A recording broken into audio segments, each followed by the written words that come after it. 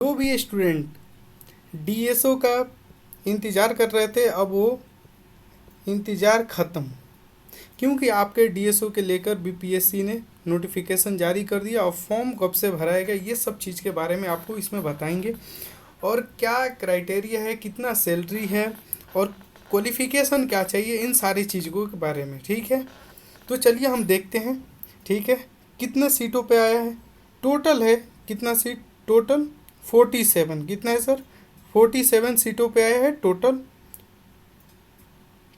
और इसमें 47 में इसमें क्या है आप देख सकते हैं, यहाँ पे अनारक्षित के लिए 19 सीटें हैं, ईडब्ल्यूएस के लिए 5 सीटें हैं और एसटी के लिए 7, एससी के लिए 7 और एसटी के लिए एक भी सीट नहीं है। ठीक है, इसी इसी तरीके से अत्यंत पिछड़े वर्ग के लिए 9 सीट है, पिछड़े वर्ग के लिए आप देख सकते हैं 6 सीट है, पिछड़े वर्ग के महिला के लिए 1 सीट है। ठीक है, तो टोटल कितना है 47।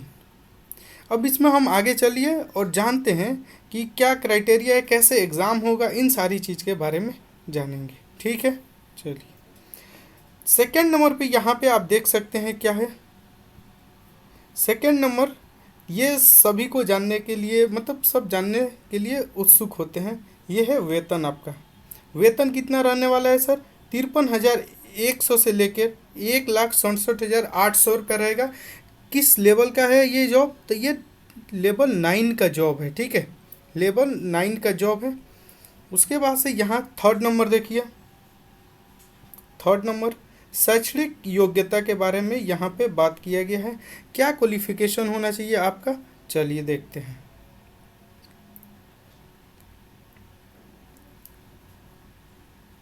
यहाँ पे आपका क्वालिफिकेशन होना चाहिए, आप किसी भी मान्यता प्राप्त विश्वविद्यालय से स्टैटिक, सांख्यिकी, गणित और अर्थशास्त्र में क्या हो, डिग्री प्राप्त किए हूँ। ठीक है, यहाँ पे देख सकते हैं स्टैटिक्स, मैथमेटिक्स, इकोनॉमिक्स, किसी भी यूनिवर्सिटी से क्या किए हैं, इसमें मास्टर डिग्री प्राप्त किए होंगे, तो आप इसके लिए एलिजिबल हैं। ठीक है, चलो फोर्थ नंबर सर, हमारा एज सीमा क्या है, आयु सीमा क्या है, तो देखो 1/8/2025 मतलब अगस्त 2025 को अगर आपका उम्र न्यूनतम, कम से कम कितना 21 वर्ष होना चाहिए न्यूनतम, अधिकतम कितना होना चाहिए, ये 37 ईयर। ये किसके लिए है सर, ये अनारक्षित पुरुष के लिए, मतलब ऑन रिजर्व पुरुष के लिए है। ठीक है, और देखो यहाँ पे पिछड़ा वर्ग आयोग के लिए दिया गया, पिछड़ा वर्ग और अति पिछड़ा वर्ग के पुरुष और महिला दोनों के लिए, और अनारक्षित महिला के लिए 40 वर्ष। कितना, अधिकतम कितना है सर, 40 वर्ष है। कितना है, अधिकतम 40 वर्ष। ठीक है, इसी तरीके से देखो एससी और एसटी के लिए यहाँ पे 42 वर्ष होना चाहिए। कितना, 42 वर्ष तक आप एग्ज़ाम दे सकते हो। चलिए अब हम 5 नंबर के तरफ चलते हैं। देखो ये नोटिफिकेशन को अगर लाइन बाय लाइन पढ़े तो बहुत ज़्यादा टाइम लगेगा, इसीलिए हम क्या करेंगे, जो मेन पॉइंट है हम उसको जानने के लिए ट्राई करेंगे। ठीक है, चलो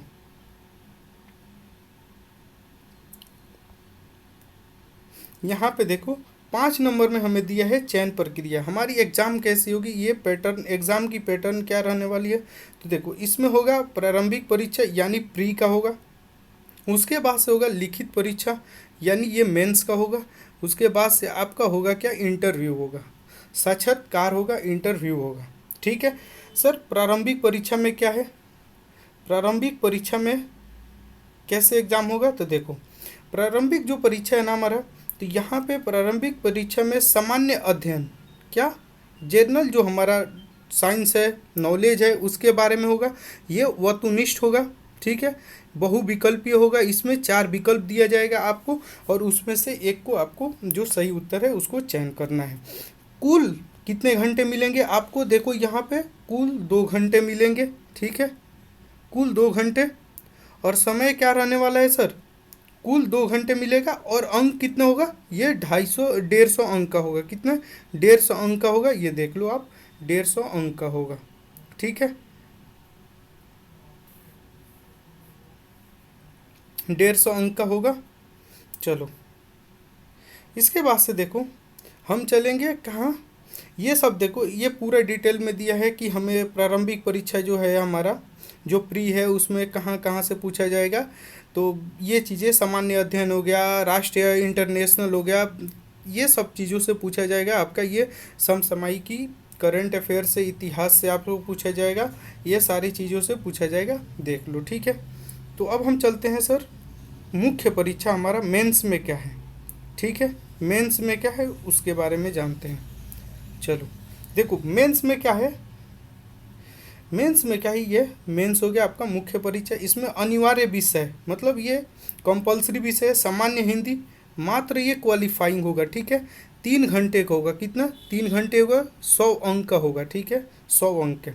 फिर से सामान्य अध्ययन प्रथम पत्र होगा, पहला पेपर जो होगा सामान्य अध्ययन का, वो भी 3 घंटे के लिए ही होगा और उसमें 300 अंक होगा, ठीक है। देखो हिंदी क्वालिफाइंग है तो उसमें 100 नंबर का होगा 3 घंटे में, लेकिन सामान्य अध्ययन पत्र देखो कितना होगा, 3 घंटे के लिए होगा और 300 अंक के लिए होगा। दूसरा सेकंड जो हमारा होगा ये भी 3 घंटे के लिए होगा और 300 अंक के लिए होगा। सेकंड नंबर देखो, वैकल्पिक विषय, इनमें से किसी एक विषय का चयन करना अनिवार्य होगा। इसमें पहले ही आपको दिया था कि अगर आप स्टैटिक्स से, इकोनॉमिक्स से या मैथमेटिक्स से आप ग्रेजुएशन किए हो, मास्टर किए हो, तो आप इसके लिए एलिजिबल हैं। तो ये तो आपके लिए अनिवार्य है ही, ठीक है। उसके बाद से आपका अगर अर्थशास्त्र है तो उसको आपको चयन करना ही है, या गणित है तो करना है, या संख्याकिक है तो उसको करना है। तो इसमें से एक को करेंगे तो उसके लिए 3 घंटा होगा, ठीक है, 3 घंटा होगा और 300 अंक का होगा। ये देख लो यहाँ पे क्या होगा, लिखित रूप में होगा, ठीक है। यहाँ पे देख लो मुख्य परीक्षा कैसे होगा सर, मुख्य परीक्षा होगा लिखित, ठीक है। कैसा होगा, इसमें आपको लिखना पड़ेगा। उसमें क्या था, सिर्फ और सिर्फ टिक करना था, इसमें आपको क्वेश्चन आंसर दिया जाएगा और उसको आप लिखेंगे। ये चीज़ें हो गए सर। इंटरव्यू के बारे में अब बात कर लेते हैं। चलो देखो यहाँ पे इंटरव्यू के बारे में दिया गया है, ये रहा आपका इंटरव्यू, 120 अंक का होगा, ठीक है। अब इसमें घंटा नहीं दिया है कितने देर के लिए आपका इंटरव्यू होगा, तो मान के चलो कि आपका 20 से 30 मिनट के लिए इंटरव्यू होता है। वहाँ आपको 120 नंबर का होगा, उसमें से आप कितना लाते हो ये आपकी पर्सनैलिटी पे क्या करता है, डिपेंड करता है, ठीक है। चलो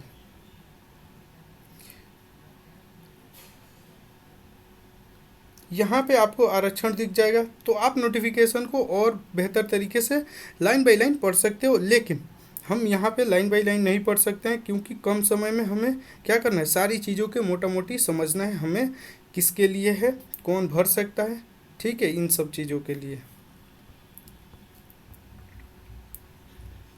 देखो अब इसमें हम सब जान लिए कि हमारा सैलरी क्या रहने वाला है, जो हमारा जो एग्ज़ाम पैटर्न है वो कैसे होगा। यहाँ पे हम इम्पोर्टेंट चीज़ है इसको जान लेते हैं। यहाँ पे शुल्क, शुल्क के बारे में कितने रुपए लगेगा, तो देखो सामान्य अभ्यर्थी अगर हैं तो 600 रुपये लगेगा। अगर जनरल कैटेगरी से अगर आप हैं तो 600 रुपये लगेगा फॉर्म भरने के लिए। केवल बिहार राज्य के अगर SC ST हैं तो उनके लिए कितना, 150 रुपये लगेगा, ठीक है, 150 रुपये लगेगा। बिहार राज्य के अस्थायी निवासी सभी आरक्षित हो, अनारक्षित हो या महिला उम्मीदवार 150 रुपये लगेगा, ठीक है, 150 रुपये लगेगा। ये 4 नंबर पॉइंट है। अगर दिव्यांग अभ्यर्थी है 40% या उससे अधिक तो उसके लिए 150 रुपये ही लगेगा, ठीक है। अगर अन्य सभी उम्मीदवारों के लिए कितना, 600 रुपये लगेगा, ठीक है। ये चीज़ समझ गए।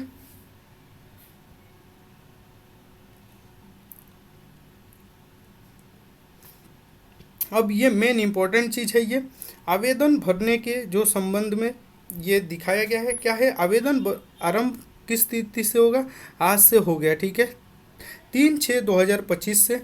अंतिम कब है सर, 24 तारीख तक है आपका, 24 जून तक है। आज से फॉर्म भराएगा 24 जून तक, ठीक है। चलो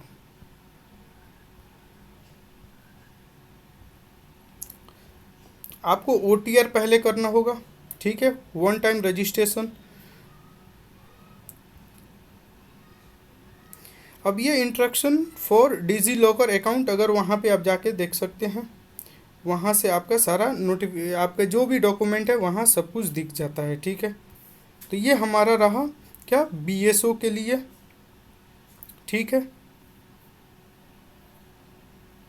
ये निर्देश दिया गया है, आप इसको क्या करेंगे, ठीक ढंग से पढ़ लेंगे, एक एक लाइन को पढ़ लेंगे ताकि आपको और बेहतर तरीके से क्लियर हो पाएगा। ठीक है, चलो, तो ये बहुत बड़ी खुशखबरी है। टोटल कितना सीट है, 47 सीट है। यदि आप अच्छे से पढ़ाई कर रहे होंगे तो इसमें नेसेसरी आपका क्या होगा, एग्ज़ाम क्वालिफाई होगा और आप बेहतर स्थिति में होंगे। तो दोस्तों, ये वीडियो इतना ही, और चैनल को क्या करेंगे, सब्सक्राइब करेंगे, अपने दोस्तों में वीडियो को शेयर करेंगे, लाइक करेंगे। Thank you to all of you, thank you.